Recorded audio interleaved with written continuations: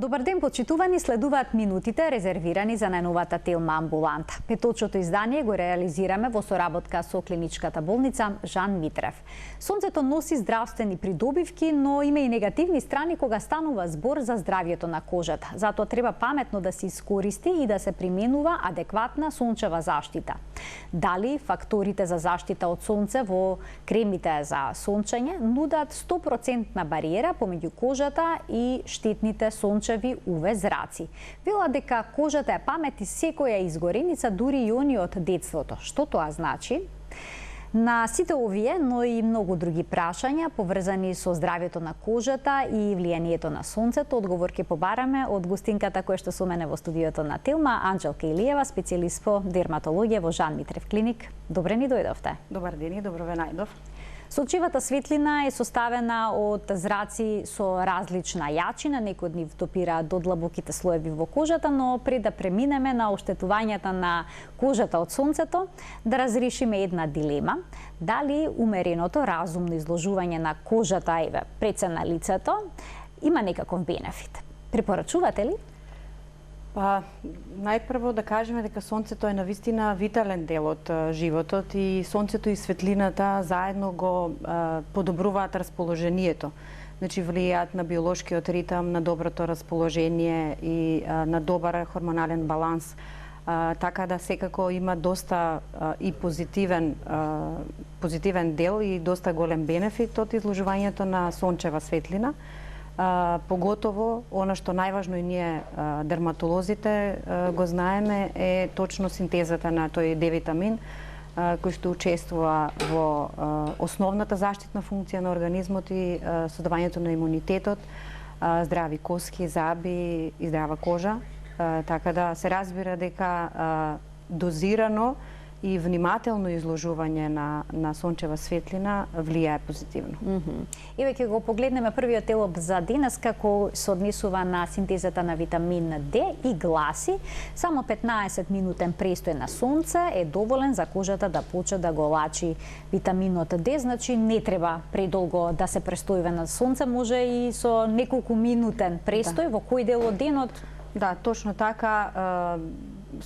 Според Светската здравствена организација, препораките се кога се однесува поготово за мали бебиња и мали деца во раните утрински часови, бидејќи овде не е толку високо ултравиолет, не е толку јако ултравиолетовото зрачење, меѓутоа и точно во пладневните часови кога е високо е доволно да се експонира на сонце, поготово дланките и ликот, така да кратко изложување или во раните или во пладневните часови. Но ако подолго престојуваме на сонце, доколку не внимаваме, може ли да почне кожата пред време да старее? Апсолутно да.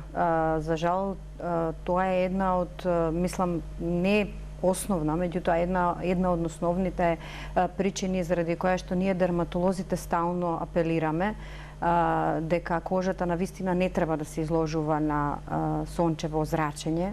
Се разбира дека ултравиолетовиот спектар од сончевите зраци, УВА и УВБ зраците, се оние кои што достигнуваат до нас. Се разбира дека најштетните ултравиолетови зраци, тоа се УВЦ зраците, благодарение на озонот не стигнуваат до нас. Сега низ годините сите сме, слушаме за разни озонски повреди, благодарение на кои што станува се поштетно тоа зрачење. Меѓутоа, и овие другиве, УВБ и УВА, кои што стигнуваат до нас, навистина секој од овие два имаат штетно влијание. Например, ако ултравиолетовите беззраци вршат едно директно оштетување на кожата, промена на незината ДНК структура и прават видливи оштетувања, изгореници, може да придонесат поради тоа оштетување на ДНК-то до развој на кожен карцином. УВА зраците се оние кои што велиме дека прават индиректно оштетување на клетичната ДНК и на подлабоките структури на кожата и всушност со ова е поврзано точно старењето, фотостарењето или стручно како ние го нарекуваме дерматохелиоза. особено затоа што УВА зраците се оние кои што се присутни на вистина со ист интензитет во текот на целата година. Значи независно дали е лето или зимно време, дали има сонце или облачно. Да, апсолутно да, и низ облаци поминуваат и продираат и на вистина го прават тоа невидливо за прво време оштетување, меѓутоа старење на кожата. Така, брчките се продлабочуваат? Апсолутно да, значи тоа оштетување, како што велиме на подлабоките кожни структури, точно се однесува на ова нешто. Односно, кожата ја губи својата еластичност, ја губи својата способност да ја задржува влажноста, од тука го губи волуменот, ја губи својата хидратација, а тоа е основно, се оштетува, се компрометира синтезата на колаген, се оштетува колагенот и еластинот, со оштетување на колагенот и еластинот секако дека се губи еластичноста и на тоа место се создаваат набори, кожни набори, па и подлабоки и брчки, но не само збрчкувањето, овде во склоп на тоа фотостарење спаѓаат и останатите промени на кожата кои што ги гледаме, а тоа се појава на пигментни промени, појава на флеки, хиперпигментации, па дури до испукани капилари, затоа што, како што кажавме, сонцето за жал продира и во подлабоките кожни слоеви, па така ги засега и васкуларниот дел, односно крвните садови кои што се овде наоѓаат. Доколку некој е склон на хиперпигментација, односно создавање на флеки на лицето, што треба да прави? Секојдневна заштита со креми на лицето? Да, нашите препораки, односно не само нашите, туку и препораките и на Светската здравствена организација, и на сите европски кампањи, издруженија, се да навистина се нанесува фотозаштитен или фотопротективен крем на сите лица, независно од фототипот на кожа. Ние дерматолозите користиме една класификација, така наречена по Фицпатрик, според која што постојат 6 фототипови на кожа, и да кажам дека и за кај нас во нашата држава најприсутни се, да речеме, фототиповите 2 и 3, меѓутоа сепак постои еден. Што значи 2 и 3? Светла кожа? Да, апсолутно. Пациенти со светла кожа, светли очи и светла коса, понатаму фототипот 3 кај што веќе е потемна косата.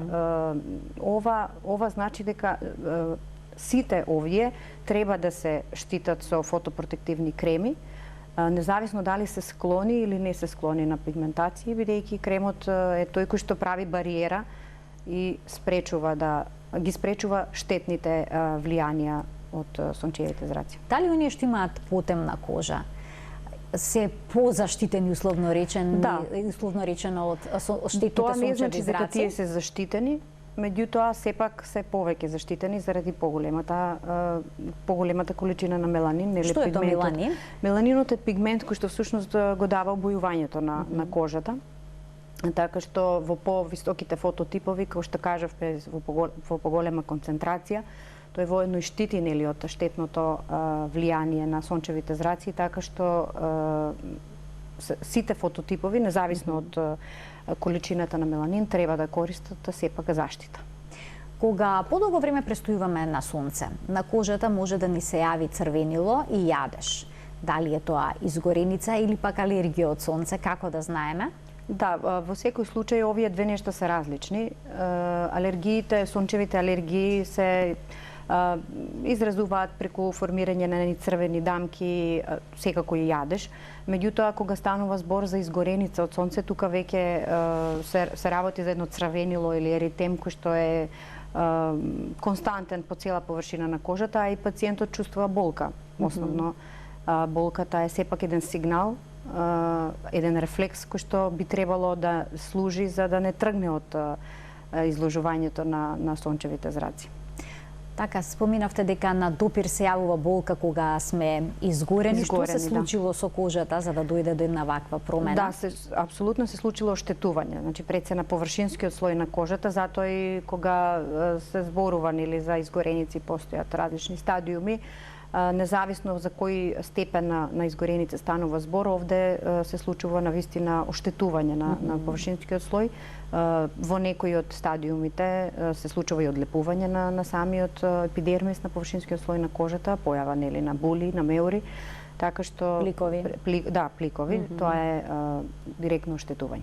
А што можеме да направиме во такви моменти за да си помогнеме? Доколку веќе сме се разбира, зависи од добиле степенот некаква изгореница од сонцето. Ние препорачуваме да се јавиме на специјалист, на лекар, на дерматолог, матичен лекар, кој што ќе не посоветува понатаму соодветно да не се користат препарати на своја рака, кои што сте познати нели до сега во така нареченото народно лекување. Некои стават кисело млеко. Да, се користат креми за епителизација, креми кои што ќе допринесат покрај тоа што ќе дише кожата да се обнови тој површински слој. Понекогаш е потребно да се употребат и антибиотици за да не дојде до воспалување, односно до инфекција, секундарна инфекција на местото каде што е настаната кожната повреда, бидејќи сепак ова е повреда на површинскиот слој на кожата кој што има заштитна бариерна функција и во моментот во кој што е изгорена значи дека и таа заштитна бариерна функција е нарушена, така да овој сегмент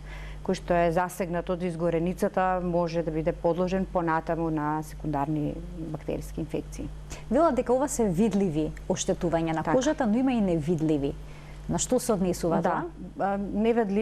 Во однос на невидливите оштетувања е она оштетување на ДНК. Значи, што го споменавте на почетокот на емисијата.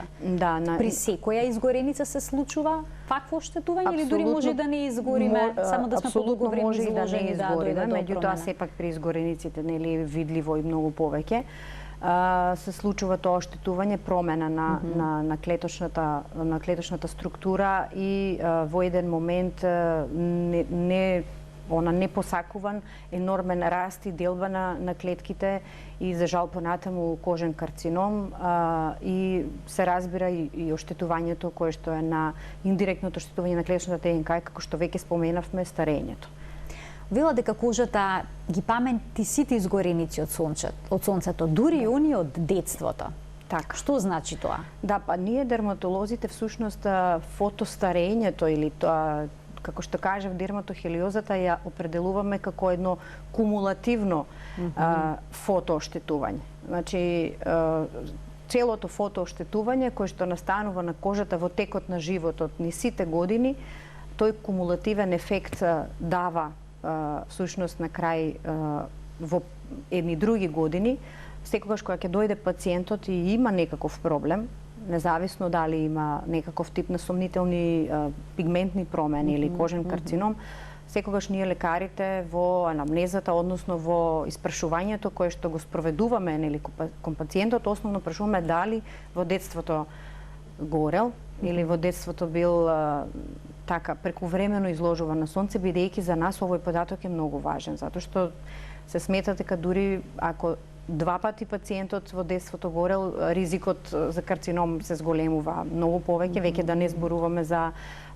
вештачките извори на директна ултравиолетово зрачење кое што дел од популацијата се изложува. Така, денеска е исклучително во тренд да се има потемната кожа, убав тен и многу пред се млади луѓе се одлучуваат да користат солариум. Дерматолозите велат никако. Никако, да. Па знаете како, не само дерматолозите, јас мислам дека и лекарите, сите, во некои земји се забранети, светот, апсолутно да. Користењето на солариум е законски забрането, поготово на пациенти под 18 години, токму заради ова за кое што кажавме, затоа што секое фотооштетување на кожата дури во рано детство понатаму го дуплира, триплира ризикот за карцином. Така што ако ние гледаме дека треба да се штитиме од ултравиолетовите сончеви зраци, замислете да треба нарочно да се изложуваме на директна УВБ, сепак, нели, солариумите користат ултравиолетови безраци, на директно изложување на токму ултравиолетовите безраци кои што се одговорни не само за изгореници, меѓутоа и за кожен карцином. Така што кај нас, мислам, ширум светот постојат навистина бројни кампањи за да се спречи се това и за да се подигне свеста кај пациентите. Ние исто така се трудиме нормално и кај нас. Меѓутоа, никако во делот наш, значи дерматолози, лекари, да бидеме дел од тие кампањи. Сепак Македонија е дел секоја година и годинава од европската кампања за борба против канцер на кожата, карцином на кожата, која што е во организација на една многу сериозна европско здружение, Европската академија по дерматоонкологија. Кампањата се нарекува Евромеланома, се спроведува во цел свет, во сите земји, ширум светот. Има едно, да кажам, прегледи се вршат, нели, бесплатни дерматоскопски прегледи на пациенти кои што претходно можеби немале можност или не се јавиле, се делат информации, брошури со цел да се информираат за штетното, нели, дејство на сончевите зраци пациентите и мислам дека таа свест треба да се подига се повеќе. Впрочем, мислењето за тоа дали една боја на кожа е поубава е многу објективно. Секој мисли дека светол тен не мора да биде светол тен, веле аристократско, бавина аристократско, бело. Токму тоа сакав да кажам, сега дека се променети порано токму критериуми. белиот тен и светлиот тен се сметал дека е убав тен. Со годините можеби тоа се променило, но пак е нешто кое што е перцепција. Така што ние сме тие кои што треба за само потемнување? Штетни се, не се штетни? Дали може би се тие добра алтернатива за оние кои што добра сакаат алтернатива и во секој случај многу подобра алтернатива за оние кои што по некаква причина инсистираат или сметаат дека е подобро да имаат потемен тен. Подобра алтернатива отколку да се изложуваат на штетни сончеви зраци кои што може да предизвикаат кожен карцином. Порано се сметаше дека е подобро најнапред да се појде во солариум, за кожата да се подготви за сонцето на плажа. Денеска велат дерматолозите, лекарите никако.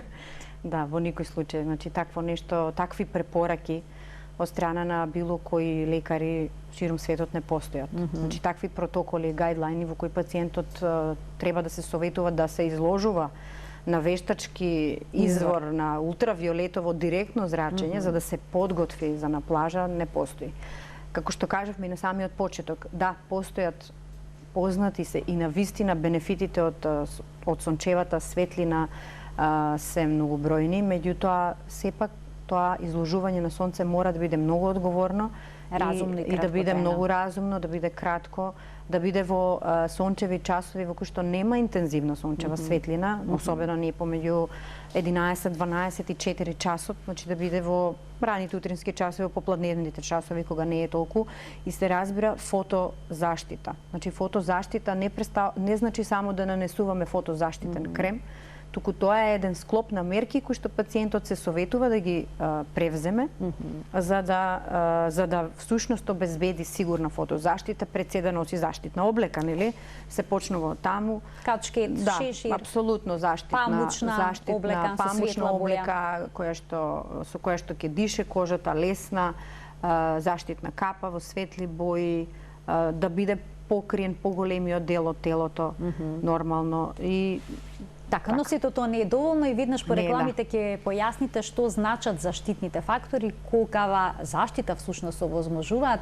Почитувани, останете на Телма, следува краток блок реклами.